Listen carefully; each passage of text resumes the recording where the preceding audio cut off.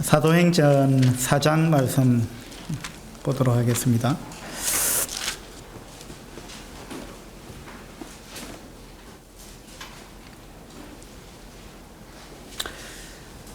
사도행전 4장 23절부터 몇 절을 읽을 텐데요. 읽으시면서 초대교회의 특징은 어떠했다? 라는 것을 발견을 해 주시면 좋겠습니다. 초대교회의 특징을 지금 읽는 이 구절에서 찾아주시면 좋겠습니다. 사도행전 4장 23절부터 제가 몇 절을 읽겠습니다. 사도들이 노임에 그 동료에게 가서 제사장들과 장로들의 말을 다 알리니 그들이 듣고 한 마음으로 하나님께 소리를 높여 이르되 대주제여 천지와 바다와 그 가운데 만물을 지은 이시여 또 주의 종 우리 조상 다윗의 입을 통하여 성령으로 말씀하시기를 어찌하여 열방이 분노하며 족속들이 허사를 경영하였는고 세상의 군왕들이 나서며 관리들이 함께 모여 주와 그의 그리스도를 대적하도다 하신 이로소이다.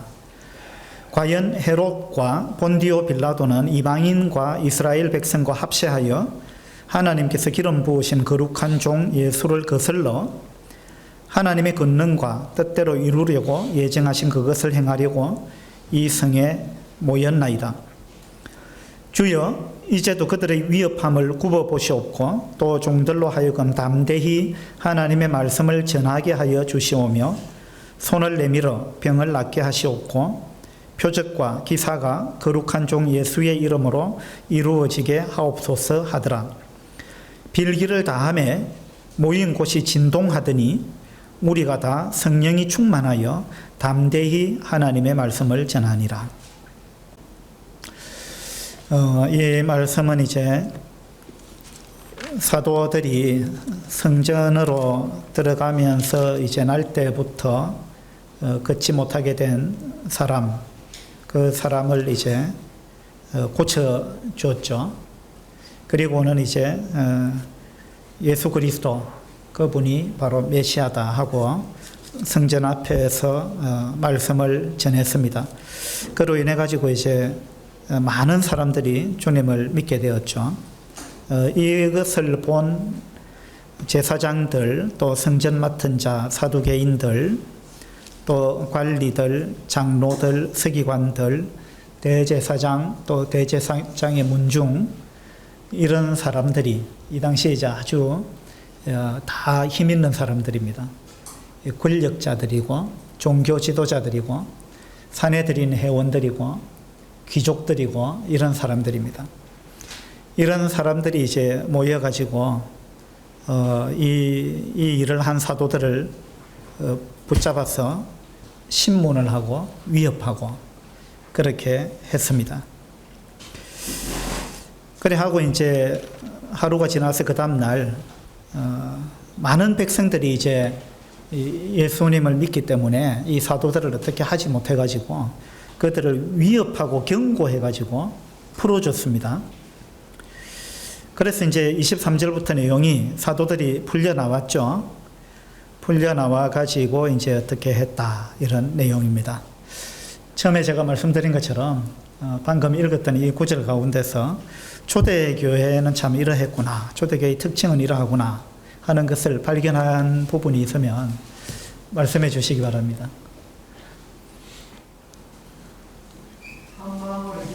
한 마음으로 기도했다. 초대교회의 특징 중에 하나는 그들이 한 마음으로 기도하는 교회였다. 예, 맞습니다.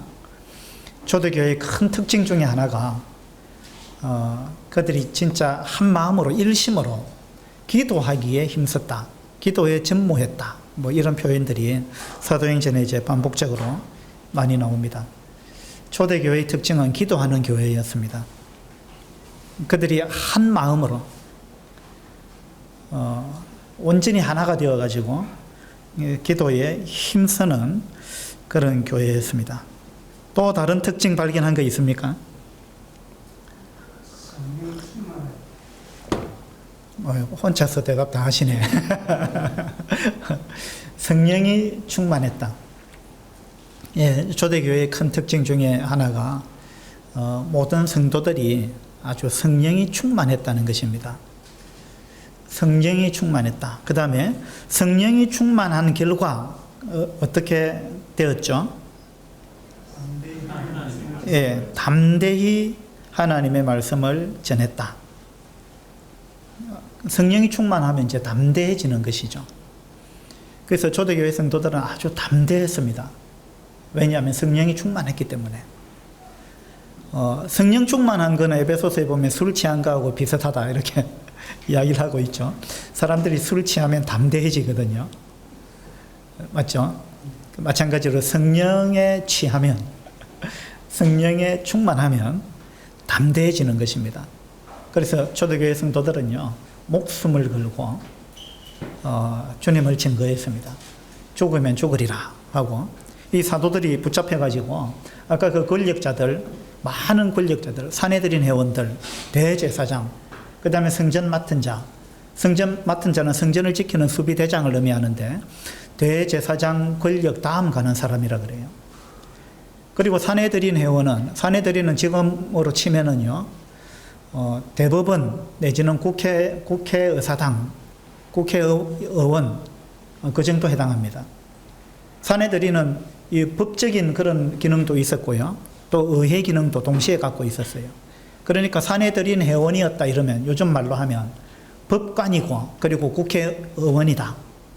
이 정도 권력을 갖고 있는 사람들이에요. 그리고 종교 지도자들, 장로들, 관원들, 뭐 서기관들, 사두개인들 다 이런 사람들 전부 그 정치 그리고 경제 또 종교적으로 힘 있는 사람들이 다 모인 것입니다. 대제사장과 그들의 문중이 함께 했다 그랬죠. 그렇게 그 당시 힘 있는 사람들이 다 모여가지고 이 사도들을 보고 막 나무라고 위협하고 경고하고 막 이렇게 했잖아요. 너희가 무슨 권세로 이런 일을 하느냐? 그리고 누구 이름으로 이 일을 행했느냐? 이 말은 뭐냐면은 거기 모여 있는 이런 이제 사람들이 전부 권세 있는 사람들이에요. 권세는 우리가 다 갖고 있는데 네가 무슨 권세가 있다고 너희들이 이런 일을 하느냐? 성전에서 너희들이 무슨 권세가 있어서 사람들을 가르치고, 그죠? 그리고 부활을 전하고 뭐 사람들을 선동하고 너희들이 무슨 권세가 있어서 또 누구 이름으로 도대체 이런 일을 행하느냐 하고 막 그냥 몰아붙였습니다. 그랬는데 그러면서 이제 위협하면서 더 이상 예수 이름으로 말하지 말라, 가르치지도 말라 이랬는데 19절에 보세요. 19절에 보면 베드로와 요한이 대답하여 이르되 하나님 앞에서 너희의 말을 듣는 것이 하나님의 말씀을 듣는 것보다 옳은가 판단하라. 우리는 보고 들은 것을 말하지 아니할 수 없다. 이렇게 담대하게 이야기했습니다. 이 사도들은 그 당시 이제 이 권세자들 앞에서 보면 아무것도 아닌 자들이죠. 권세 있는 사람들이 볼 때. 그들은 뭔가 학식이 있는 것도 아니고, 그죠? 뭔 권세를 가진 것도 아니에요. 그런데 그들이 뭐 신학 박사 같은 사람 앞에서 또 그 당시 권세를 갖고 있는 여러 무리의 사람들 앞에서 전혀 주눅들지 않고 뭐라고 이야기했습니까? 너희의 말을 듣는 것이 하나님의 말씀을 듣는 것보다 옳은가 판단하라. 이러면서 이러면서 아주 그냥 담대하게 이야기를 하고는 우리는 보고 들은 것을 말하지 아니할 수 없다. 그렇게 이야기하고 나왔습니다. 얼마나 대단한 겁니까? 사람을 두려워하지 않았어요. 굉장히 담대했습니다. 이게 초대교회의 모습입니다. 자, 초대교회의 특징 첫 번째, 일심으로 기도하는 교회였다. 두 번째, 성령 충만했다. 초대교회는. 그래서 담대했다. 그죠? 또 윤상춘 행진이 말고 다른 분이 한번 이야기해 보세요. 방금 읽은 구절 중에서 초대교회의 특징 다른 거 한번 말씀해 보세요.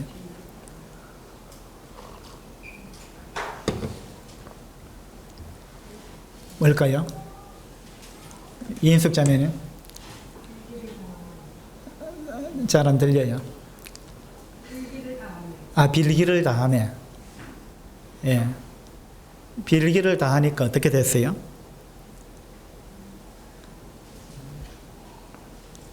참 31절에 빌기를 다하며 모인 곳이 진동하더니, 정말 기도를 어떻게 했는가 좀 상상이 되죠. 그들은 정말로 온 마음으로 기도한 것 같아요. 그래서 간절히 기도했고 온 마음으로 그렇게 기도하니까 하나님께서 땅이 진동하게 하셨습니다. 하나님께서 그 기도를 기쁘게 이제 들으셨다. 그런 것을 이렇게 이제 보여주시지 않았는가, 이런 생각이 듭니다. 또 초대교회 특징 중에 하나는요, 23절에 보면 사도들이 노임에 풀려남에 그 동료에게 가서 제사장들과 장로들의 말을 다 알리니, 이랬습니다. 초대교회의 특징 중에 하나는요, 그들이 항상 모였다는 거예요. 시도 때도 없이 모였습니다. 그죠? 그래서 이제 이 사도들이 딱 풀려났는데 그들이 어디를 갈 줄 알았습니다. 갈 곳이 딱 정해져 있었습니다. 가니까 성도들이 모여 있었습니다. 맞죠? 이게 초대교회의 모습입니다. 사도행전 12장도 한번 보실까요?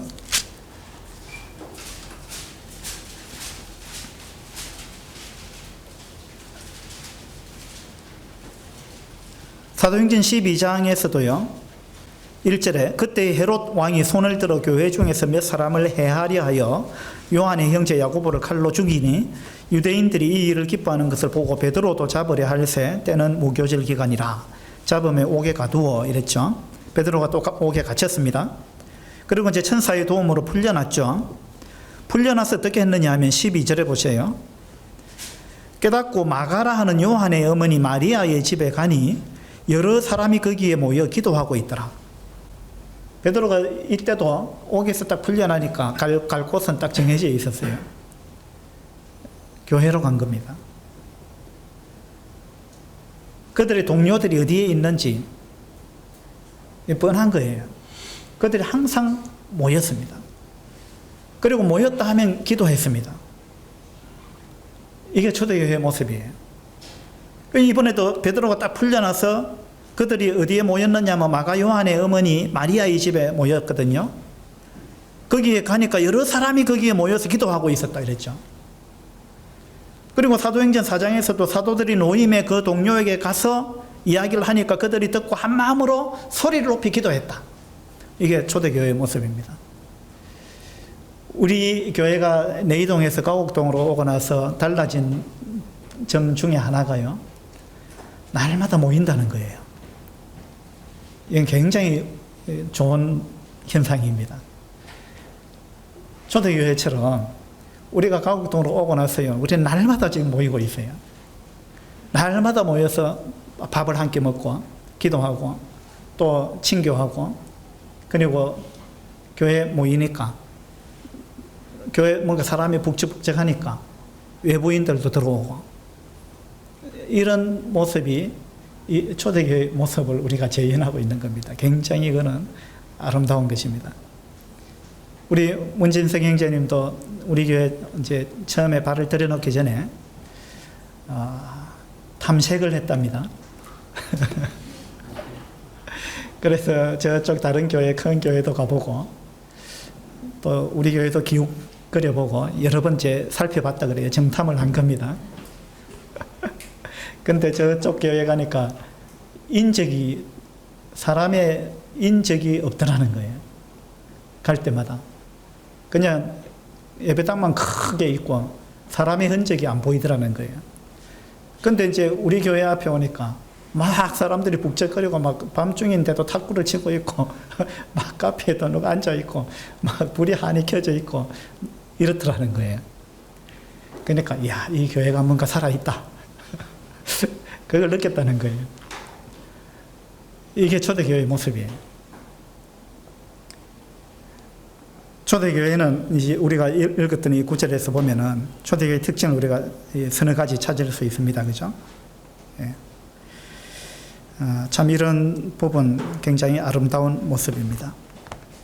근데 그들이 담대했다 그랬잖아요. 자, 그들이 담대한 이유 중에 하나는 성령 충만했기 때문에 담대했습니다. 자, 또 하나의 이유를 찾는다면 그들이 왜 담대할 수 있었을까요? 지금 그들이요, 권세자들 앞에서 핍박을 받았잖아요. 그 핍박을 받고 풀려났는데 그들이 하는 기도의 내용을 한번 보세요. 그들은 이 핍박받은 걸로 인해서 전혀 주눅들지 않았습니다. 그리고 기도의 내용이 이 핍박을 없애달라 이런 기도도 안 했습니다. 그렇게 기도한 게 아니에요. 뭐라고 기도했죠?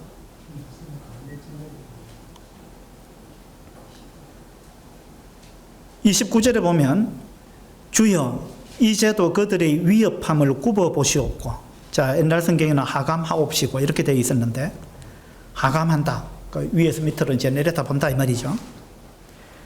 그래서 그들이 우리를 위협하고 있는데 그걸 굽어봐 주십시오. 이렇게만 이야기합니다. 기도합니다. 이걸 핍박을 없애달라 이렇게 이야기 안 했습니다. 주님, 이 상황을 지켜봐 주십시오. 굽어 살펴봐 주십시오. 그죠? 그러면서 그들이 주님이 우리 보고 이 말씀을 증거하라, 전도하라 그랬는데 지금 전도하니까요, 상황이 이렇게 됐습니다. 그러니까 우리가 좀 잠시 좀 전도 안 해야 되겠습니다. 이런 생각 그들은 추호도 안 했습니다. 주님, 명령을 다시 내려주십시오. 이런 이야기 안 했습니다. 한번 이 상황을 좀 고려해가지고 뭔가 좀 다른 어떤 것을 우리한테 말씀하시면 우리 그거 하겠습니다. 뭐 이런 거 이야기 안 했어요. 그들은 우리 말씀 전하겠습니다. 우리가 담대히 하나님의 말씀을 전하게 하여 주시오며 이 상황을 굽어 봐 주십시오. 그리고 우리가 담대히 이런 상황 가운데서도 우리가 담대히 말씀을 전하게 도와주십시오. 그렇게 기도했습니다. 그리고 놀라운 이야기를 했는데요. 28절에 보세요.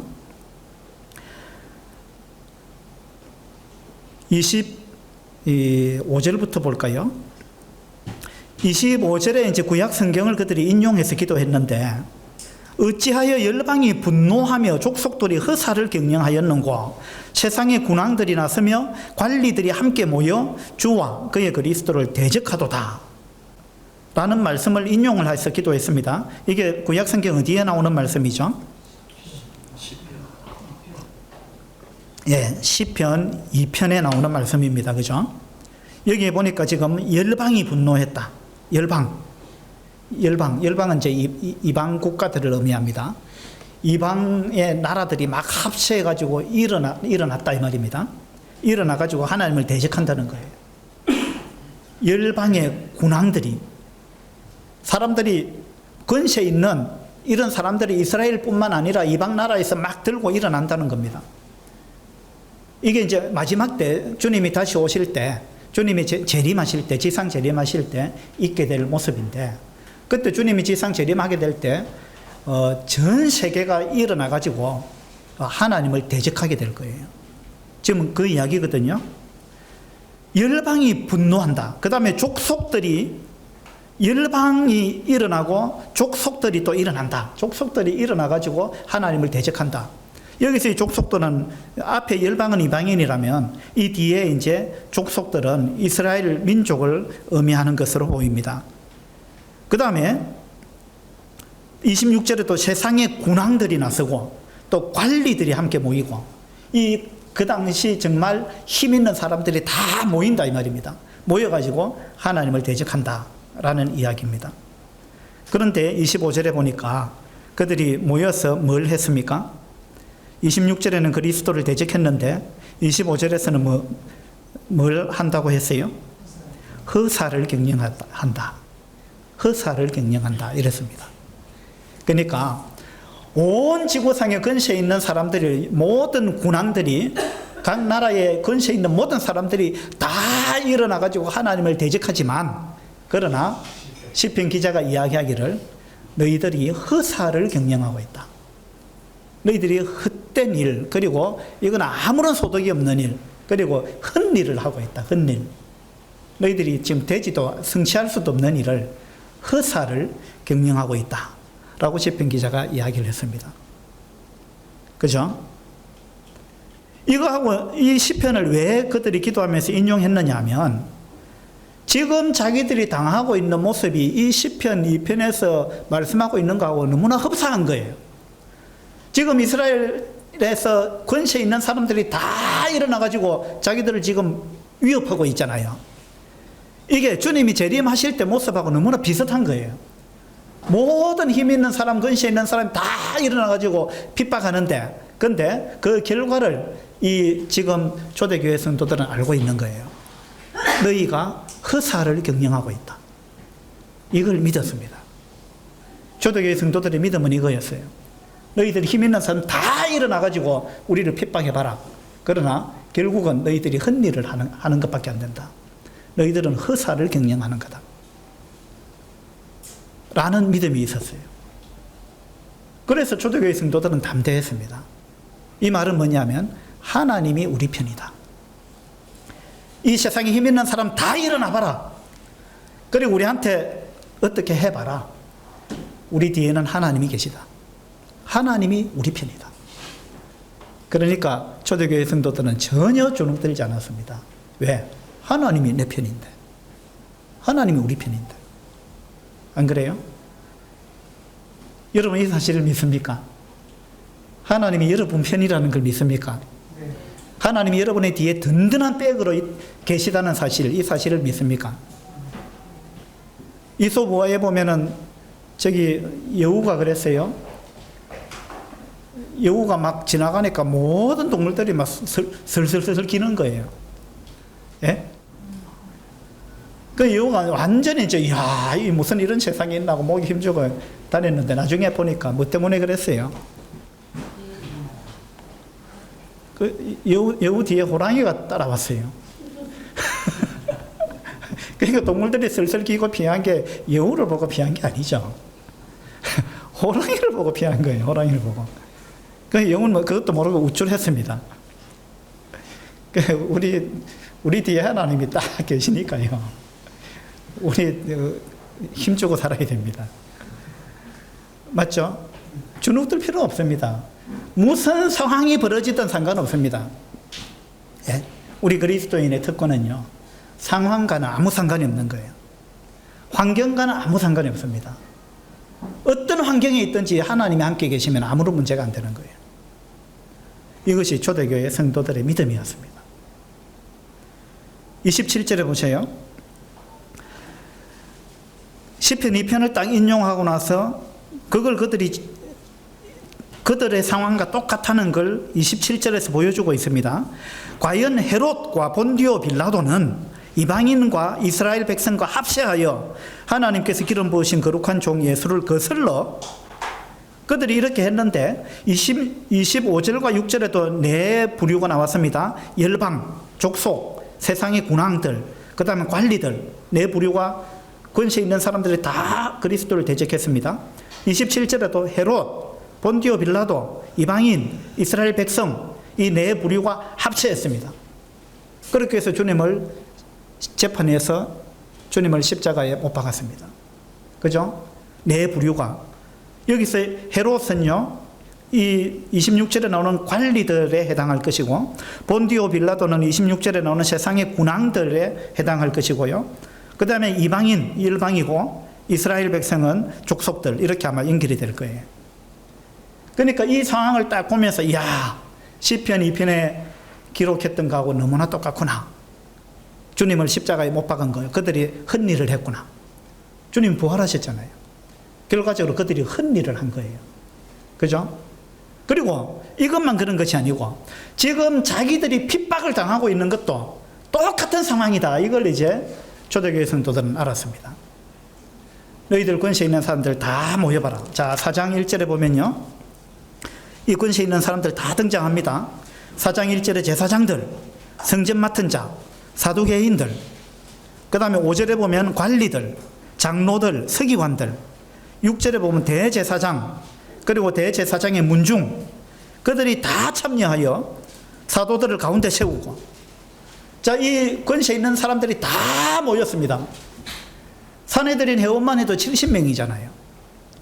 그리고 거기에 대제사장들, 뭐 사두개인들 뭐 해가지고 뭐 이 사람들 다 모여서 빙 둘러서가지고 그 가운데 사도들 딱 세워놨다 이 말입니다. 그러면 여러분 같으면 어떻게 했어요? 다시 말해서 법관들, 대법관들, 국회의원들, 뭐 그 다음에 힘 있는 정치인들, 경제인들, 뭐 우리나라에 이런 힘 있는 사람들 다 모여 있습니다. 거기에 우리가 가운데 딱 섰습니다. 예? 그래가지고 그들이 우리를 위협하는 거예요. 이런 경우 여러분 어떻게 하시겠어요? 주눅이 들겠습니까? 안 들겠습니까? 근데 지금 이런 상황을 딱 보면서 초대교회 성도들은요, 아, 이거 시편 2편에 해당하는구나. 시편 2편의 상황이 우리한테 벌어졌구나. 이 사람들이 헛일을 하는구나. 이걸 그들은 믿었습니다. 그죠? 그리고 우리 뒤에는 하나님이 계시다. 이걸 믿은 거예요. 이것을 한 단어로 표현해 주고 있는 것이요, 이 기도 가운데 나옵니다. 기도 가운데 한 단어로, 이 모든 상황을 한 단어로 그들이 표현했는데 뭘까요?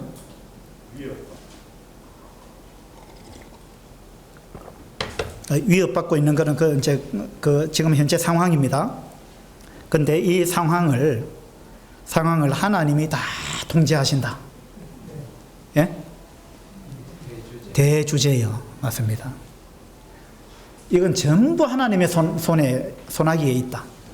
이거는 하나님의 손 안에서 일어나는 일이다. 하나님이 모든 것을 조정하시고 하나님이 통치하신다. 하나님이 이 상황을 다스리신다. 라는 것을 그들이 믿었다는 거예요. 그래서 그들이 기도할 때 첫 마디가, 그들이 듣고 24절에 그들이 듣고 한 마음으로 하나님께 소리를 높여 이르되 대주제여, 이렇게 이야기했습니다. 이 한 단어 속에요, 그들의 믿음이 다 포함되어 있는 겁니다. 대주제여, 대주제여. 대주제 무슨 말입니까? 이 한자말인데 어렵죠? 요즘 젊은 사람들은, 청년들, 학생들은 이 한자말이 너무 약하더라고요. 대주제여, 큰 대자, 주자는 주인 주자, 제자는 무슨 제자일까요? 재상 제자입니다. 재상, 왕을 의미하죠. 그래서 대주제여, 이 말은 하나님은 온 우주의 주인이십니다. 그리고 온 우주의 왕이십니다. 왕이시고 주인이신데, 근데 대주제입니다. 대주제. 보통 왕이 아닙니다, 이 말이에요. 온 우주를 통치하시고 다스리시는 왕이고 주인이십니다. 이 모든 사람을, 이 모든 지금 이 상황을 통제하고 계시는 분이 하나님이십니다. 이 사실을 이 초대교회 성도들은 믿은 거예요. 그래서 대주제여, 하나님은 대주제시기 때문에 온 우주를 통치하시고 다스리시고 인간의 역사를 다스리시고, 하나님은 우주를 다스리실 뿐만 아니라 인간의 역사를 다스립니다. 인간의 역사를 만들어 가시는 분이에요. 인간의 역사를요, 이 땅의 대통령들이나 이 땅의 뭐 왕이나 이런 사람들이 역사를 만들어 가는 것 같아도 실제로는 그렇지 않다 이 말입니다. 실제로는 우리 인간의 역사는 하나님이 만들어 가는 거예요. 맞습니까? 하나님이 왕들의 머릿속에요, 하나님이 생각을 집어넣으시는 겁니다. 그래서 역사를 하나님의 뜻대로 만들어 갑니다. 이건요, 우리가 역사를 통해서 충분히 본 것들이에요. 자,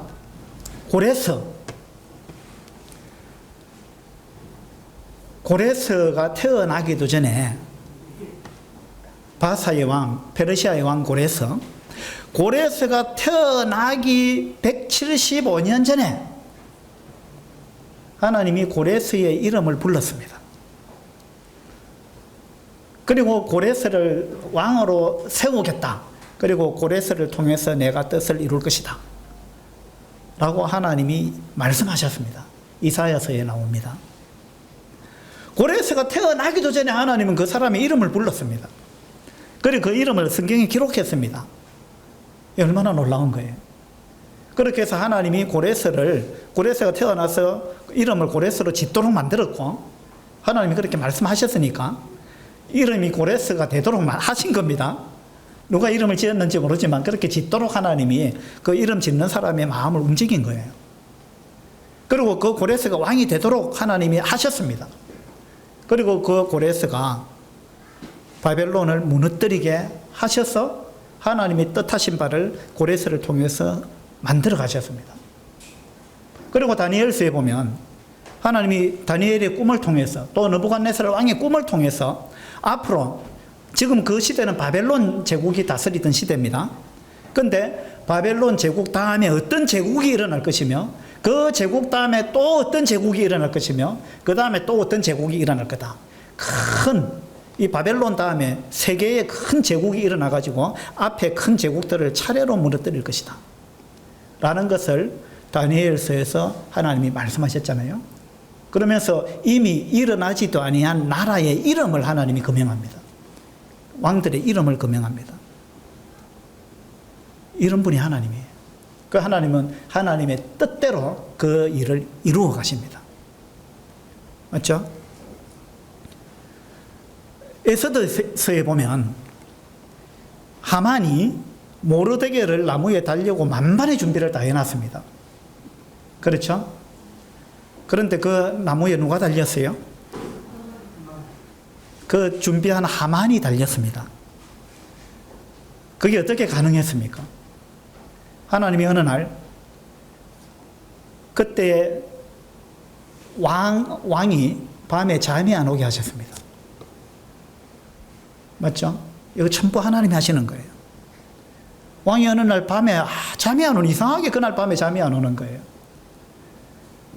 여러분도 어느 날 밤에 잠이 안 오면은요, 하나님이 나한테 뭔가 뜻이 있으신가, 이렇게 생각해 보실 필요도 있어요. 우리한테 일어나는 모든 일 속에 하나님이 뜻이 있는 거예요. 그래서 왕이 잠이 안 오니까 어떻게 했죠? 궁중일기를 이제 신하를 불러가지고 좀 읽어봐라 이랬습니다. 그러니까 이제 왕이 어떻게 통치했고 뭐 이런 부분들을 궁중에서 다 기록을 남기잖아요. 그래서 이제 그걸 한번 읽어봐라 하고 신하를 불러서 이제 잠이 안 오니까 시켰는데, 그 읽는데 이제 모르드게가 뭘 했는지가 딱 나오는 겁니다. 모르드게 때문에 왕이 생명을 건졌잖아요. 그래서 그걸 이제 들으면서 왕이 이런 일이 있었지. 그래가지고 신하 불러가지고 그때 모르드게 때문에 내가 생명을 건졌는데 모르드게한테 뭔가 보상을 한 게 있느냐 이래 물으니까 아무것도 한 게 없다 이거죠. 그래가지고 이제 왕이 모르드게한테 보상을 하기로 마음을 먹으면서 이 상황이 완전히 역전돼 버린 거죠. 그죠? 이렇게 해서 역사가 만들어져 갔습니다. 역사를 누가 만든다고요? 하나님이 만드시는 거예요. 인류의 역사를 하나님이 만들어 가십니다. 구약의 요셉이요, 형들의 시기를 받아가지고 노예로 팔렸습니다. 그래가지고 노예로 팔려간 것만 해도 억울한데, 팔려가가지고 그 애굽에서 종이 됐습니다. 그 다음에 성추행범으로 몰렸습니다. 그죠? 얼마나 억울합니까? 전혀 그렇게 안 했고 너무나 깨끗했는데 오히려 뒤집어 쓴 거죠. 그래가지고 어쨌든 성추행범으로 몰려가지고 감옥에 갇혔습니다. 그리고 감옥에서 술과는 떡과는 한테 또 뭐 꿈을 해석해주고 뭐 친절을 베풀어가지고 또 뭐 나가면 왕한테 나의 억울한 사정을 이야기 좀 해달라 그랬는데 그들이 까맣게 잊어버리고 또 이야기도 안 했잖아요. 여하튼 보니까 모든 일이 뭔가 꼬여가는 겁니다. 그런데 결국은 어떻게 됐습니까? 결국은 하나님께서 요셉을 높이셨어요. 그 애굽의 총리가 되게 하셨습니다. 그리고 이런 일들을 통해서 하나님은 놀라운 일을 만들어 갔습니다. 나중에 자기 형제들이 애굽으로 양식을 구하러 왔잖아요. 그리고 그들이 요셉 자기들이 팔아버린 동생인 줄 알고 그들이 벌벌벌 떨었습니다. 그때 요셉은 뭐라고 이야기했습니까? 창세기 한번 볼까요?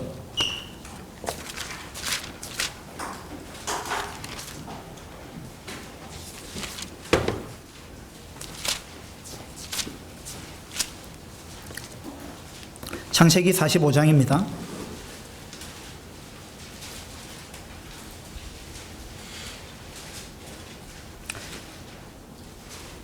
창세기 45장 3절입니다. 요셉이 그 형들에게 이르되 나는 요셉이라 내 아버지께서 아직 살아계시니까 형들이 그 앞에서 놀라서 대답하지 못하더라. 요셉이 형들에게 이르되 내게로 가까이 오소서. 그들이 가까이 가니 이르되 나는 당신들의 아우 요셉이니 당신들이 애굽의 판자라. 당신들이 나를 이곳에 팔았다고 해서 근심하지 마소서. 한탄하지 마소서. 하나님이 생명을 구원하시려고 나를 당신들보다 먼저 보내셨나이다. 이게 요셉의 믿음입니다. 이 초대교회 성도들의 믿음과 동일합니다. 성령 충만한 사람들의 특징이 있다면 나한테 어떤 상황이 벌어져도 누구를 원망하지 않습니다.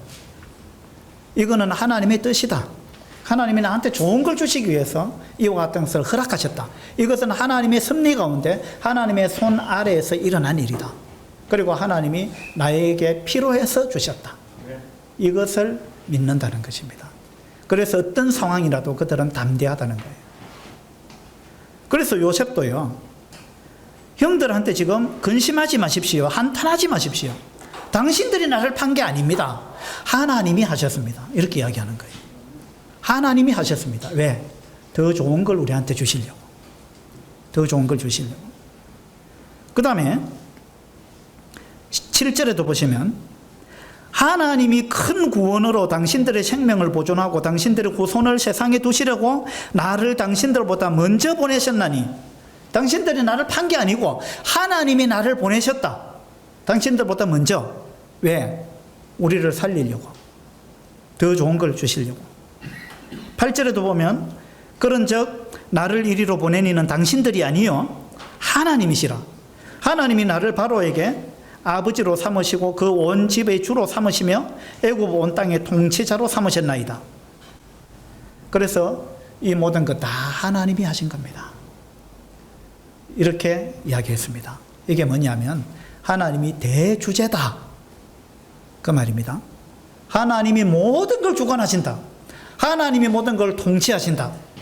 하나님은 온 우주의 주관자이시고 온 우주를 통치하시는 분이고 운행하시는 분이고 인류의 역사를 다스리는 분이시고 통제하시는 분이고 우리 개인의 역사를 통치하시는 분입니다. 그분이 하나님이십니다. 이건요, 신구약을 통해서 우리가 많은 부분에서 확인할 수 있는 그런 부분입니다. 초대교회 성도들이 이걸 믿었습니다. 자, 사도행전 4장으로 다시 돌아가 보겠습니다.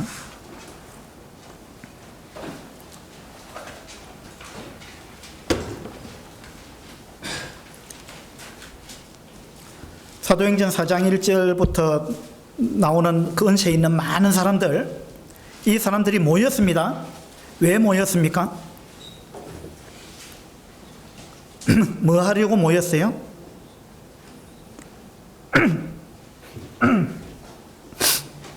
뭐 하려고 모였죠?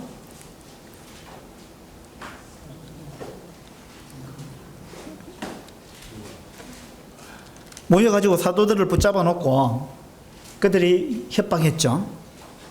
위협하고 경고하고 여하튼 이 사도들을 어렵게 만들고 이제 그 복음이 전해지는 걸 완전히 그냥 없애버리려고 그런 의도를 갖고 모인 거 아닙니까? 그런데 초대교회 성도들은요, 그들이 왜 모였다고 생각했느냐 하면, 이 초대교회 성도들의 생각은 달랐습니다. 그들이 모인 목적은, 그들이 왜 모였느냐? 사도행전 4장 28절에 보세요. 28절에 하나님의 권능과 뜻대로 이루려고 예정하신 그것을 행하려고 이 성에 모였나이다. 자, 이게 그들의 믿음입니다. 자기들을 핍박하려고 권세자들이 모여들었는데 초대교회 성도들의 믿음은 하나님의 뜻을 이루려고 이 사람들이 모였다. 이렇게 생각했습니다. 이게 얼마나 놀라운 믿음이에요. 하나님의 뜻을 이루려고 이 사람들이 모였구나. 하나님의 일을 도우려고 모였구나. 예? 그런 말이잖아요. 야, 이 사람들이 우리를 돕기 위해서 모였구나. 우리 하는 일을 도와주려고, 하나님의 일을 이루려고, 하나님의 뜻을 이루려고, 하나님이 오래전부터 계획하셨던 그 일을 완성하려고, 야, 이 사람들이 모였구나. 이렇게 생각했다는 거예요. 이게 초대교회 성도들의 믿음입니다. 왜 이렇게 생각이 가능했냐 하면 하나님이 대주제이기 때문에. 맞죠? 하나님은 모든 사람을 사용하셔서 하나님의 뜻을, 하나님의 계획을 이루어 가십니다. 맞죠? 하나님은 유다도 사용하셨습니다. 하나님은 바로도 사용하셨습니다. 하나님은 모든 사람을 사용하십니다. 악하면 악한 대로, 선하면 선한 대로. 하나님은 모든 환경을 사용하십니다. 바람이 불면 부는 대로 그 바람을 사용하십니다. 맞죠? 바람이 불면 하나님이 돛을 사용해서 바람을 이용해서 하나님이 원하는 방향으로 배가 가게 만듭니다. 우리는 생각할 때, 역풍이 부네, 바람이 부네, 역풍이 부네, 우리 일이 안 되겠구나. 큰일 났네. 뭐가 잘못되겠구나. 우리는 이렇게 생각합니다. 이게 믿음이 없는 사람의 생각이에요. 그러나 믿음이 있는 사람은 역풍이 불어도 우리를 돕는 바람이 왔구나. 이렇게 생각합니다. 그렇게 생각해야 돼요. 왜냐하면 하나님이 그 바람을 이용하실 것이기 때문에. 그죠? 돛담배가요, 바람 부는 대로 흘러갑니까? 안 그래요. 이 돛을 어떻게 움직이느냐에 따라서 그 바람을 이용해서 배는 원하는 방향으로 가는 거예요. 하나님이 그렇게 하십니다. 맞죠? 하나님은 전화위복의 명수예요.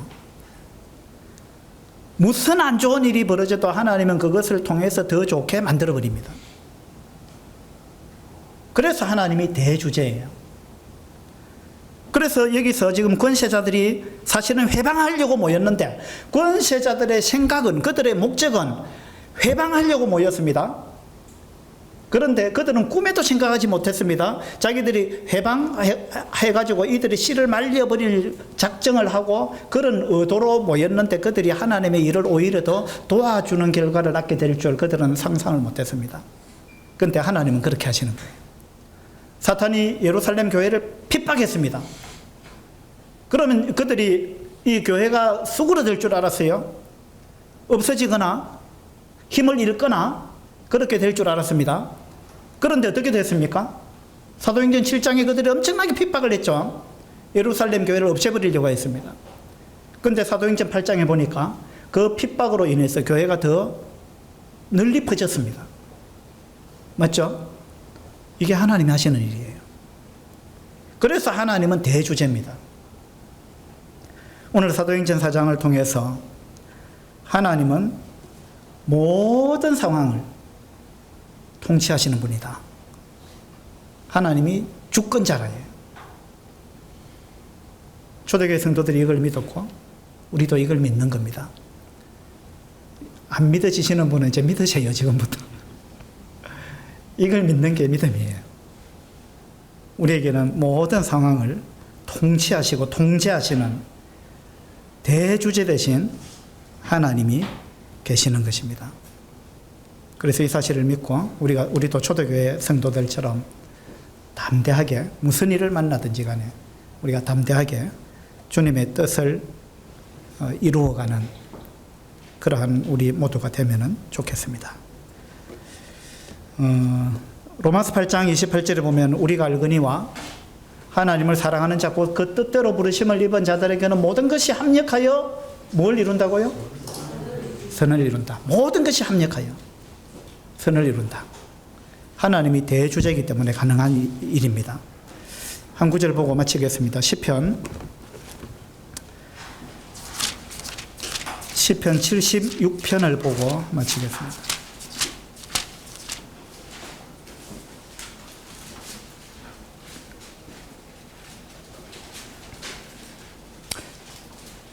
시편 76편 10절입니다. 10절 같이 한번 읽겠습니다. 시작. 진실로 사람의 노여움은 주를 찬송하게 될 것이요 그 남은 노여움은 주께서 금하시리이다. 예. 하나님이 대주제시기 때문에 이렇게 하십니다. 무슨 말이냐면 사람이 우리한테 막 노여움을 쏟아붓잖아요. 그 결과는 주를 찬송하게 될 것입니다. 사람들이 우리를 막 죽이려고 덤벼들고 핍박하고 고난을 줍니다. 그 결과는 우리 모두가 주님을 찬양하게 될 것입니다. 여러분 이걸 믿으셔야 돼요. 여러분 이 환경 때문에 나한테 지금 일어나고 있는 일 때문에 주저앉지 마시고 이건 다 하나님의 손안에 있고 하나님이 나를 위해서 허락하신 거다. 이건 나한테 필요한 거다. 그리고 하나님이 결국은 나한테 좋은 걸 주시기 위해서 이걸 먼저 주셨다. 이거 믿어야 됩니다. 그러면 모든 상황 가운데 우리는 감사할 수 있어요. 그리고 기뻐할 수 있습니다. 그죠? 여러분 이 믿음을 간직하시게 되기를 바랍니다. 진실로 사람의 노여움은 주를 찬송하게 될 것이다. 그 다음에 그 남은 노여움은 주께서 금하시리이다. 무슨 말이냐면 어떤 사람이 우리한테 엄청나게 어려운 뭔가를 막 하고 있잖아요. 그럼 우리한테 필요한 만큼은 하나님이 그걸 사용하십니다. 그런데 그 이상은 하나님이 금하신다 이 말입니다. 그 이상은 못하게 하나님이 막으신다는 거예요. 우리한테 필요한 만큼만 고난을 하나님이 허락하시는 거예요. 그 이상 넘어가는 거는 하나님이 금하신다 이 말입니다. 시편 76편 10절의 이 말씀이 여러분한테 큰 위로가 되기를 바랍니다. 이 말씀이 여러분한테 믿어지게 되기를 바라고, 그래서 어떤 상황을 만나더라도 초대교회 성도들처럼 대주제여 이렇게 하나님을 부르면서 하나님 우리 이 상황을 하감해 주십시오. 살펴봐 주십시오. 하나님이 살펴보시면 되는 거예요. 하나님 살펴봐 주십시오. 나는 담대히 주님 말씀하신 그 길을 가겠습니다. 나머지는 하나님이 살펴보시고 하나님 알아서 하십시오. 하나님이 대주제시니까. 이렇게 믿고 그들은 담대하게 그 길을 갔습니다. 우리 밀양 서부교회 모든 성도님들이 초대교회의 성도들처럼 이와 같은 믿음을 가지시게 되기를 바랍니다. 기도합시다. 아버지 하나님, 우리는 환경을 보고 낙심할 때가 많습니다. 또 기쁨을 잃어버릴 때가 많고 또 감사를 잃어버릴 때가 많습니다. 그리고 담대함을 잃어버릴 때가 많습니다. 그러나 오늘 초대교회의 모습을 보면서 우리가 참 부질없이 그렇게 했다라는 사실을 깨닫게 됩니다. 초대교회 성도들은 많은 핍박 가운데서도 하나님이 대주제 되신다는 사실을 믿었기 때문에 그들을 핍박하는 사람들을 보면서 하나님의 뜻을 이루려고 이들이 모였다라는 놀라운 생각을 그들이 가졌습니다. 우리에게 일어나는 모든 일 가운데 우리도 동일한 믿음을 가질 수 있도록 도와주시기 바랍니다. 우리의 대주제 되신 하나님께 영광을 돌리며 우리 주 예수 그리스도 이름으로 기도드립니다. 아멘. 수고하셨습니다.